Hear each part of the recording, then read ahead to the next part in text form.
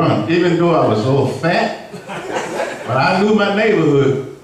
You run into, I get in front of my house and I go in the alley, you'll never catch me. I'll be getting up in the wind. So God bless me. Went to a high school. They had emphasis on education. And there was one black American who was in the Peace Corps. His name was Mosley. My name is Hazley.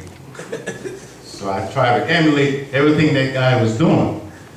So we used to talk about America, coming to the States. So he said, when you go to America, one thing that's going to get you over, you have to read and be in compliance with what you read. So I said, okay, that's no big thing. I got on the plane, arrived at Kennedy Airport. It was in March, cold, left Africa, it's hot. Get off the plane, step out the door. Boom! I'm cold now. Get down, nobody there to meet me. So I saw a sign that says restroom. And now I'm tired, right? So I grabbed my belongings and I took it in the restroom and I sat on it. I'm resting. Makes sense. Sign said restroom. So the officer came and said, he said to me, young man, why are you in here?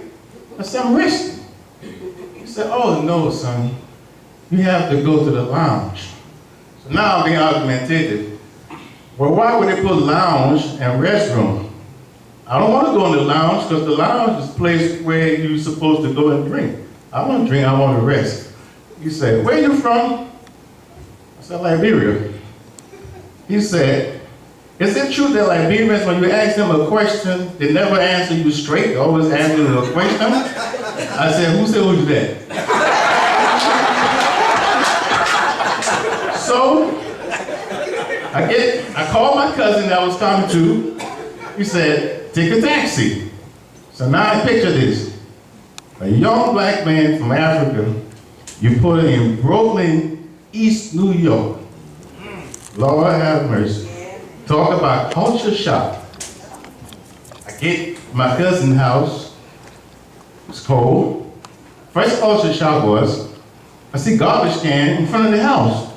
I said, oh, this is how they live in America? You know, in my country, they put the garbage in the back, but the garbage is in the front. Went upstairs. I asked my cousin, I said, where am I going to sleep? He said, you see that car right there? It's called convertible. When you pull it out, that's your bed. Of course I couldn't sleep. Sitting there. Then it started to snow. I didn't know it was snowing. He said, come, I want you to go to the store, to the corner. I said, store? Oh, what's a store? Oh, you mean shop. Said, okay, go to the shop. So I'm coming out of the building. Mind you, I got brand new leather shoes on. And I'm going to step on snow. Lord have mercy. When I came out of the building as I stepped, yeah. So now I'm sitting in the snow. Every time I try to get up, I slip. I started to cry. I didn't expect somebody to walk in this thing. I want to go back to Africa. So now I'm holding on the fence. I said, Lord have mercy, how am I going to manage? So I finally got up, went back upstairs. So now he asked me, how was it? I said, everything was okay. He kept asking me again, how was it? I said, everything was okay. Then he started laughing at me. I said, oh man, that's not funny. So I'm sitting in the living room, I got winter coat on. We ate, still got the winter coat on. He said, you want ice cream? I said, no, I'm cold. I want something hot.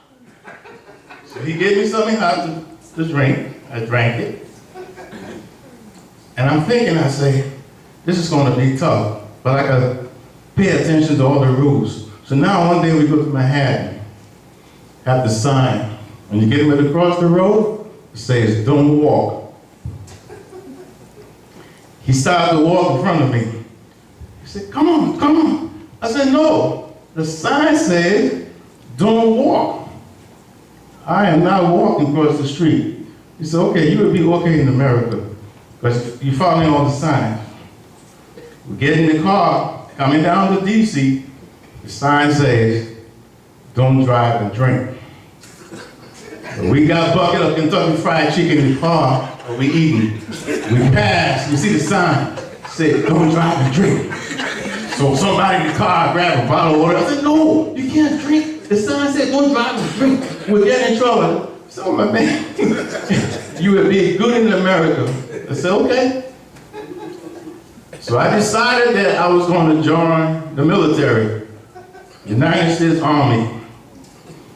In basic training, they woke me up and told me I had KP. Y'all know what KP means? Kitchen police. How are you going to have a police in the kitchen?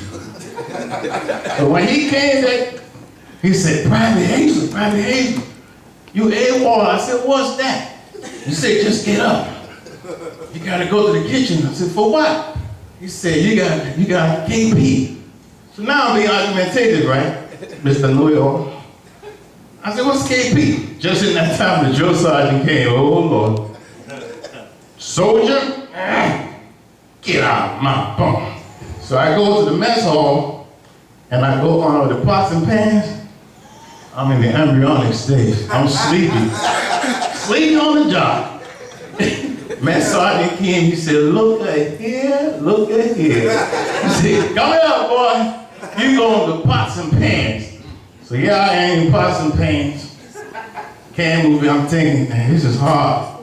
So one of the mess sergeants didn't come to work that day, and one was complaining that he was tired of frying eggs. So I said, I can fry eggs. He said, you sure? I said, yeah. He said, come. So I came, and I was in a line being in pots and pans. But I always used to get into trouble because I always questioned authority. Because my daddy died when I was 5 years old. And my mother went and married a Methodist minister. So I became, they call PK, preacher's kid. And one good thing about it, we used to go to different churches every Sunday, which was nice. We went to the Presbyterian church, we stole communion, we drank all the wine. And it's time for the pastor to serve communion. Say, Father drank all the wine and gave thee dry bread. So, what? You go to the Baptist church, and there's one sister who every time they start singing, she okay. You go to the Catholic church, and they mess you up. So they got two kinds of sins, mortal and venial sins. So we sing, are you going to commit to ask the Lord for forgiveness? So now you have to think when you committing sin. And my stepdaddy, from Monday to Saturday, he was the devil in disguise. Sunday, that man get up in the pulpit and he preached. He's preaching. And the choir was on his left, and I can see him right now. Every time he comes over here, he preaches a little bit, he run over here. There's a lady in the choir here, we got her. He come over here, he preach a little bit, he run back over here, we got her again. My mom sitting right there looking at him, she said, look at that one over there. You swear he's a minister? I swear. So now I'm in Brooklyn, on this place called Eastern Parkway, sitting there, listening to two friends, a Jewish guy and an Italian guy. The Jewish guy name is Marcus. The Italian guy name is Giuseppe. Giuseppe and Marcus sitting there. So Marcus, the Jewish guy, decided to tell the Italian guy about his problems. He said, I have a son I send the boy to school, get a degree. I send him to Rome, Puerto Rico, Virgin Islands. But the boy don't want to do the good thing. Giuseppe looked at him. He said, so you think you have the problem? He said, look across the street. There comes my wife and my mistress. That's the problem. That's the problem. Oh, goodness. Oh, man. God is good. God is good. Working in a prison system in New York, coming down to Virginia. One thing I learned, you either pray before, and they ask you to pray freely, or when they lock you up. But when they lock you up, you find Jesus really quick. It's like people who don't want to come to church. When you die, you're going to come to church one way. When you're alive, you walk in, or when you're dead, the room you're in. But when you lock up, all of a sudden you become very sanctified. And then they want to stand there and argue with you about things that don't make sense. Like the guy would tell you, my lettuce is not fresh on my tray of fruit. Seriously? You locked up and you complain about lettuce? You didn't know they had free lettuce before you got locked up? And then on Fridays, they have chicken, fried chicken.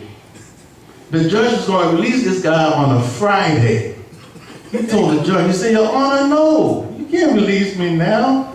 The judge said, why? He said, it's Friday. I want some chicken. The judge said, well, I'll tell you what. I will release you, and on your way home, you stop by Kentucky Fried. He said, but it's not free. He said, get out of my court. Get out of my court. Any married couple in the house? No. Nobody married? No. Isn't that a wonderful union to be married? God bless me. With a beautiful wife. How long we married, baby? 26 years? Yes. Okay. This is our history here. You got an African guy married to a woman who's from Jamaican parents born in Harlem, New York. That's the problem. We think opposite. We live in a house with 2 stories. My wife has this impression that she would put things on the stairs, and I would automatically think what she's thinking to pick it up when I'm going up. No, honey, it doesn't work like that. We don't think the same way. And then all of a sudden, I forgot how to drive. Because when we in the car, lo and behold, she would fall asleep and get her rest. When my wife gets up, why are you in this lane? Why are you going slow? And then all of a sudden, she doesn't speak anymore. It's the hand sign. I mean the left side. I mean the right side. This thing goes fast. I love it to death, though. I can't do it. So she would prepare meals on Saturday. I'm cooking on Saturday. This is Sunday meal. Seriously? You tell a foreigner you got special food for Sunday? We eat anytime. So she goes and she says, I'm going upstairs. I said, go ahead, honey. I'm looking at the clock. A minute after 12 is what? Sunday. There you go. I watch that clock religiously. A minute after 12, I'm in their pots. And all of a sudden, she wakes up and she hears the tinkling of the pan. So she comes downstairs. What are you doing? What it looks like? Trying to get a meal, but it's Sunday. Sunday morning, 12:10. Leave me alone.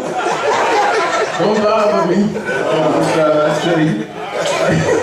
I love that. Yeah, that's like you. All right, I just want to say one thing before I leave. Pastor, just give my cue.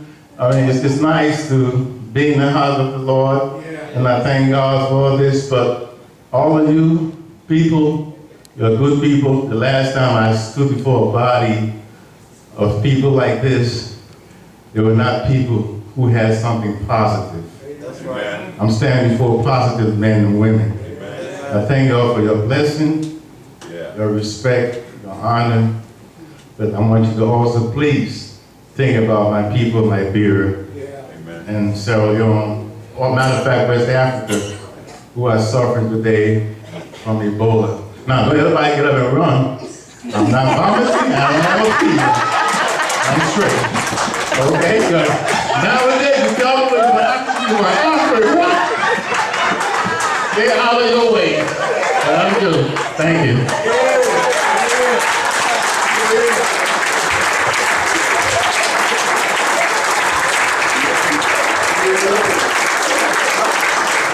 So one thing,